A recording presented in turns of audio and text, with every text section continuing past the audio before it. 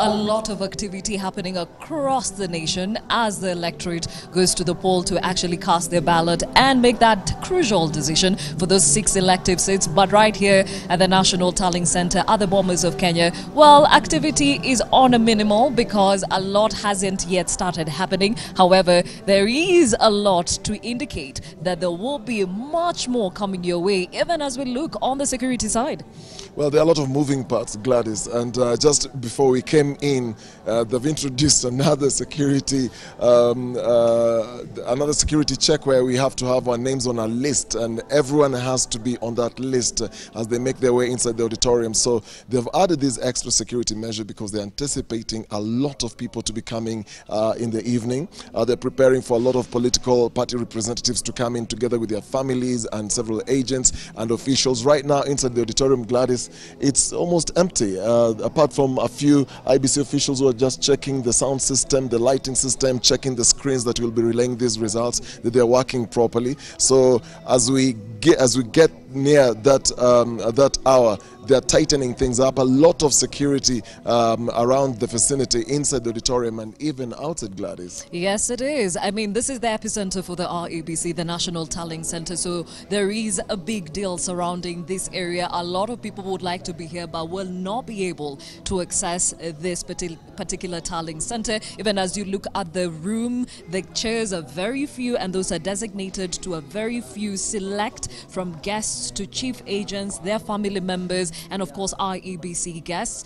That notwithstanding, we also have people without that have also been cordoned off to certain areas, and they will not be able to access all the areas within the compound of the Bomas of Kenya. That said, earlier on, as we heard from the IEBC chair, he was very categorical in as far as some of the hitches that had been seen in some of the polling stations. One of those that has been making rounds, especially on social media, is that at Embakasi, where there were ballot papers that had IEBC reject stamps at the back of the same. And he said that presiding officers and clerks that were in those polling stations have actually been moved away to other, or rather replaced to and taken to other polling stations. There were people who were saying something is off, but thank God the electorate actually came out and brought this to the attention of the IEBC officials, and this was quickly rectified. And this was Embakasi. We also had some delays in Westlands and in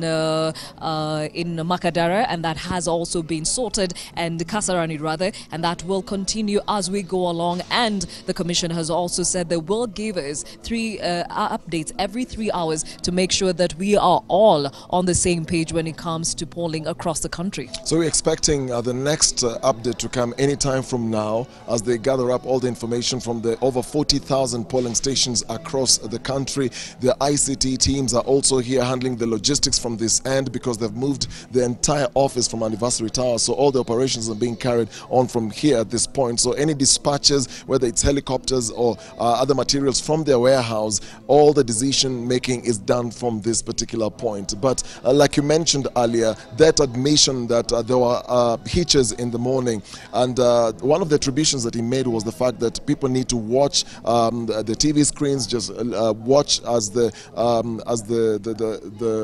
people are going out to vote out there. But through that admission is also the use of social media, Twitter for example, in addressing some of these issues that people are raising out there as they're going about the business in terms of going to the polling stations and voting. So they're very quick to react to anything that is coming up, because they want to avoid a situation whereby they will experience a prolonged or a delayed response, and then other issues will arise. So they're trying to make sure that that doesn't happen. However, Gladys, inside the auditorium, we've been talking about the people that will be allowed to only come in, because all action will move to this particular place late in the evening. At the moment, no action, it's out there. But from this side, IEBC guests, IEBC officials are the only ones who are allowed to actually come in. These are invited guests from different parts of the continent. Officials from different electoral commissions from South Sudan, Uganda, Tanzania, Ghana, and several other countries are already around the compound. They've not come into the auditorium, Gladys. Yes, and of course other people expected inside the auditorium. We have the accredited political party representatives.